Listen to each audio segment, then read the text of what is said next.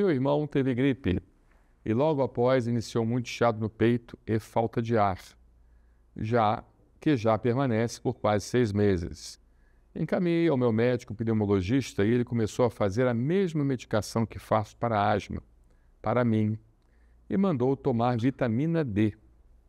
Perguntei se a vitamina D, no meu caso, ajudaria para tratar a minha asma, mas ele falou que não, somente se tivesse deficiência. Saberia explicar? Pelo que eu entendi é o seguinte: o seu irmão nunca teve asma, você tem asma, mas seu irmão nunca teve, não é isso? Muito bem. Só que depois que ele pegou uma gripe, ele começou a desenvolver uma falta de ar com chiado no peito após a gripe. Já você já tem uma asma, que não é gripal, que não é causada por vírus, que não é nada, e você já trata essa asma já há muito tempo.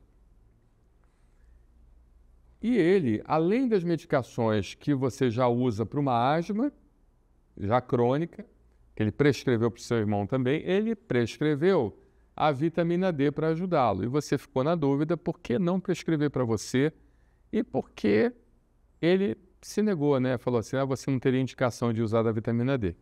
Olha, é uma pergunta bem legal, bem interessante, porque alguns estudos mostram que a vitamina D, prestem atenção nisso, ela pode acelerar o processo de cura quando nós desenvolvemos sintomas respiratórios, broncoespasmo, chiado no peito, falta de ar, muito parecidos com o da asma crônica, alérgica. Então, ela acelera o processo de cura. Tá? Quando a gente desenvolve esses sintomas respiratórios causados por infecções virais. Então, por exemplo, você pegou uma gripe, aí durante a gripe você começou a desenvolver chiado no peito, falta de ar, tosse, dificuldade para andar, ou seja, começou a subir um lance de escadas, começou a sentir falta de ar, ou seja, a dispneia, que a gente chama falta de ar aos pequenos, médios ou grandes esforços, né? Mas isso logo após ter pegado uma infecção viral. Você não tem uma asma alérgica crônica. Então, nesse caso, o uso da vitamina D seria indicado, porque há estudos que mostram que a vitamina D acelera o processo de cura e também estabiliza, associado, lógico, a outros remédios, como no caso o médico, o colega prescreveu, o colega médico, prescreveu outros remédios para abrir os pulmões, para desinflamar os pulmões, assim como você faz no caso da asma, mas nesse caso a vitamina D poderia ser utilizada.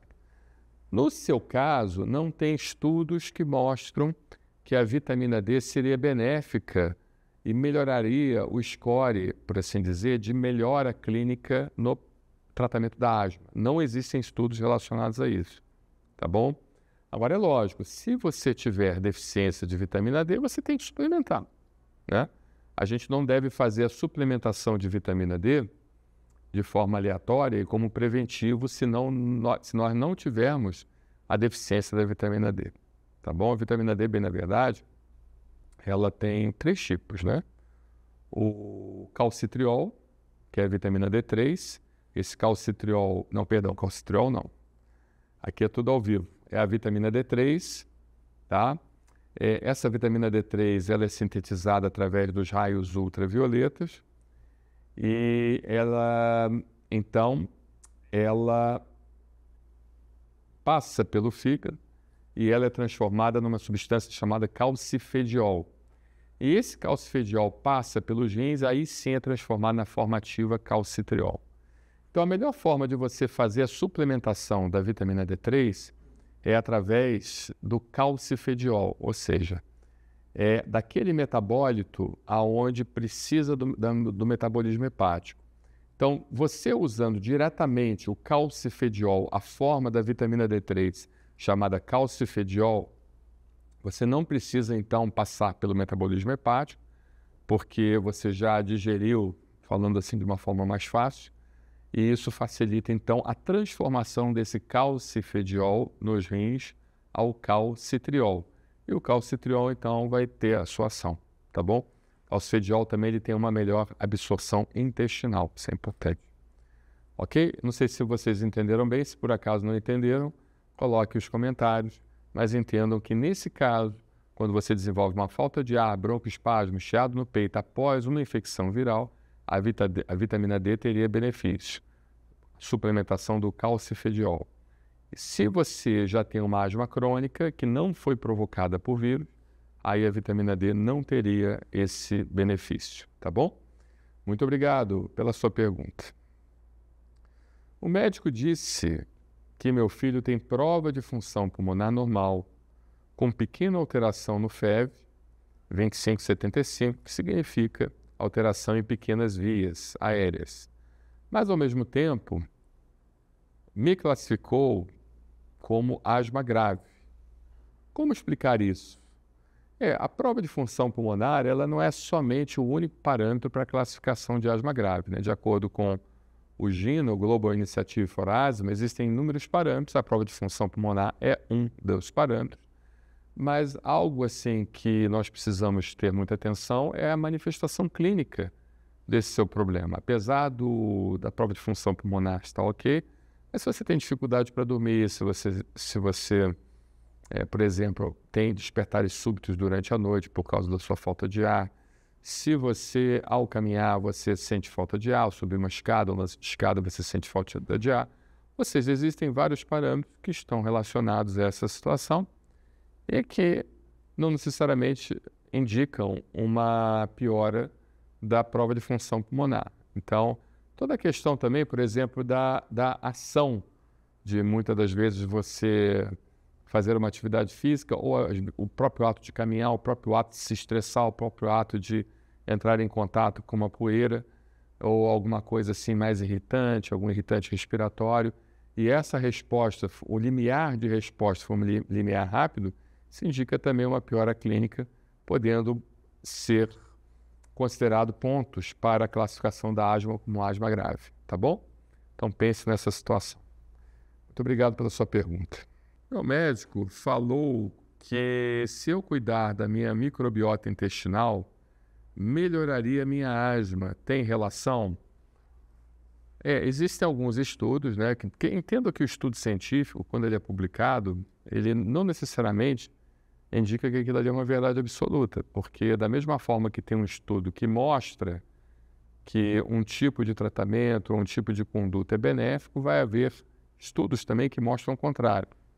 Então, não é porque o estudo científico mostra que aquela conduta, naquele estudo, melhoraria, que aquilo ali realmente é uma verdade. O que há necessidade é um quantitativo de estudos científicos que mostre a mesma situação e também o fator de impacto do estudo científico.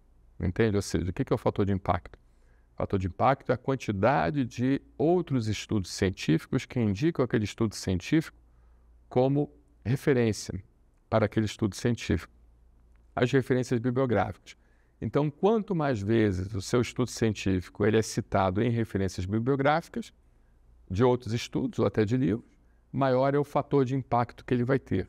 E esse fator de impacto ele também é levado muito em consideração. Então, se você tiver uma quantidade grande de estudos científicos, né, muito grande de estudos científicos, que mostrem a relação do uso daquela substância ou da mudança de hábitos de vida na melhora do seu quadro clínico, e esses estudos científicos têm um fator de impacto grande, então isso realmente faz com que as sociedades médicas mundiais elas criem consenso, ou seja, acaba havendo um consenso relativo a essa situação. Em relação à microbiota intestinal com a microbiota pulmonar, não existe ainda um consenso. Tem alguns estudos científicos interessantes, importantes, que estão mostrando uma linha de entendimento em relação à reposição da microbiota intestinal, que de alguma forma, ainda não muito bem entendida, também melhora a microbiota respiratória.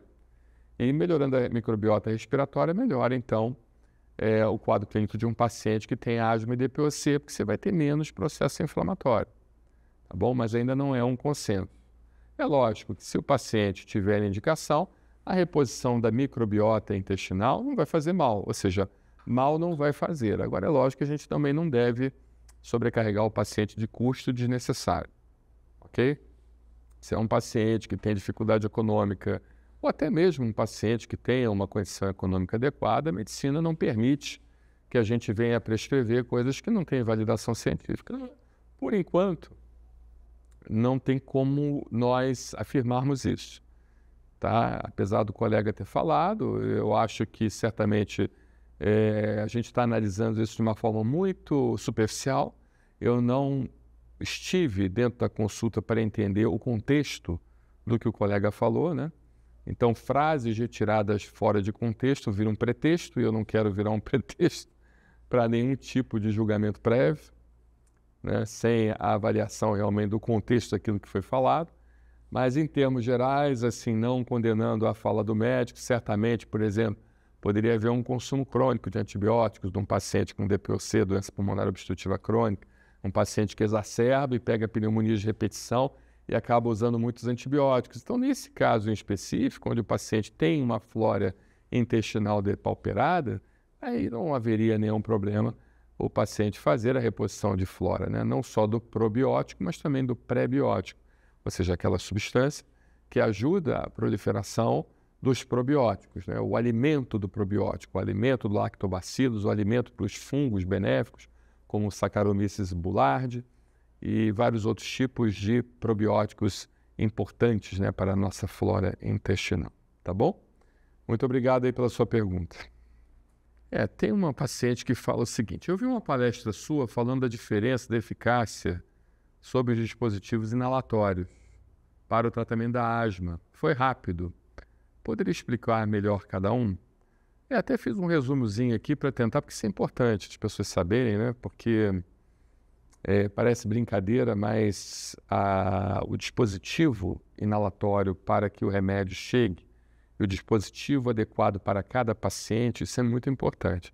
Então, por exemplo, o nebulizador, né, ele é muito difundido, o nebulizador. Mas o nebulizador, a gente sabe que é um grande trambolho, né, uma peça enorme que precisa muitas das vezes colocar na tomada, e você precisa levar soro fisiológico, medicamentos e vários outros tipos de substâncias para que aquilo ali seja eficaz. E, ao mesmo tempo, acaba não havendo uma penetração tão grande do fármaco, ou seja, do remédio, dentro do pulmão do paciente. Tá? O nebulizador, ele seria mais indicado para crianças e também indicado para pacientes que têm problemas cognitivos, problemas que são pacientes acamados, são pacientes muitas das vezes que não respondem bem, que não conseguem entender adequadamente o que foi solicitado, como pacientes idosos, pacientes com Alzheimer e vários outros tipos de doenças. Então, o nebulizador é uma opção, né? E desses nebulizadores, por exemplo, a gente tem uma situação aqui importante que nós precisamos deixar claro, que você tem 3 tipos, né? Você tem o nebulizador pneumático, 2 tipos, o pneumático e o ultrassônico.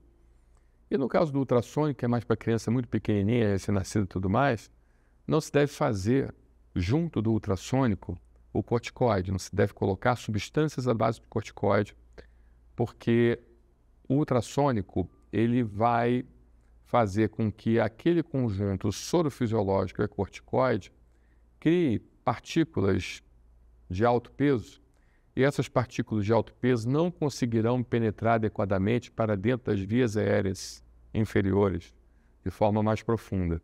Então, aquelas partículas vão acabar ficando agregadas na região superior da garganta e outras regiões das nossas vias aéreas e não vão conseguir, então, penetrar adequadamente. E existe um tipo também de nebulizador que é um nebulizador eletrônico com membrana oscilatória. E esses nebulizadores a gente usa principalmente em pacientes que possuem fibrose cística. Fibrose cística, bem na verdade, é um problema genético, de origem genética, que há uma dificuldade na fluidez das secreções gerais do corpo, seja da saliva, seja do pâncreas, ou seja, todos os tipos de glândulas que nós temos, as chamadas glândulas exócrinas, aquelas glândulas que secretam para fora, elas produzem secreções. E essas secreções em pacientes com fibrose cística são secreções espessas. Então, por exemplo, um paciente que tem fibrose cística é um paciente que tem muita infecção pulmonar, porque ele produz secreção espessa, e essa secreção espessa acaba servindo então de fonte de bactérias e acaba levando o paciente a desenvolver pneumonias, tá bom? Muito bem. Você tem também formas de aplicação de pó, aonde você pode aplicar o pó seco. Só que o grande problema do pó seco é que o paciente, muitas das vezes, tem dificuldade de inspirar aquela substância. Ou seja, você vai pegar no dispositivo e você vai precisar de um certo esforço respiratório para que o paciente possa inspirar aquela substância. Então, se for um paciente DPOC grave, um paciente asma grave, ele não tem nem força direito para fazer isso. Então, nesse caso, seria melhor uma formulação à base de jato, porque o pó seco, muitas das vezes, vem em dispositivos onde a carcaça do dispositivo é uma carcaça que cria uma resistência muito grande e o orifício de saída do remédio, do pó seco do remédio, também é muito pequeno. Então, você imagina a força que o paciente precisará fazer para conseguir colocar ali dentro o remédio. Mas, em contrapartida, é a forma mais eficaz de o remédio adentrar dentro do pulmão e, consequentemente, fazer com que o pulmão comece a melhorar. Então, se você, por exemplo, tem um paciente que às vezes está sofrendo de muita falta de ar, de muita incapacidade respiratória, pode ser feito até o dispositivo com spray, né? Porque o spray, bem na verdade, é um dispositivo que precisa de um certo entendimento, uma certa função cognitiva, mas ele não tem resistência nenhuma. Você vai lá, você aperta, aquele jato solta, e soltando o jato, você consegue inalar ele. Mas a questão é que aquelas partículas do remédio não adentram tão intensamente e tão eficazmente como no caso do pó seco, como no caso de medicações que tenham dispositivos para liberação de pó seco. Tá? Então, aí você tem vários tipos de dispositivos, como o turbohaler, você tem também o próprio dispositivo Ellipta, né? Tem alguns nomes comerciais aqui que eu tento evitar falar, né? Porque isso pode dificultar um pouco aqui nosso trabalho, principalmente nessa área ética, né? Achar que a gente tem alguma ligação com o laboratório, mas não temos. Nós estamos falando só de termos realmente genéricos para que vocês entendam, tá bom? E é muito importante, por assim dizer, que a higiene seja feita sempre, né, nesses dispositivos, né, independente se é um nebulizador, se é um nebulímetro, se são dispositivos nebulizadores pneumáticos ou eletrônicos ou ultrassônicos, a higiene sempre é muito importante para que seja feito, tá bom?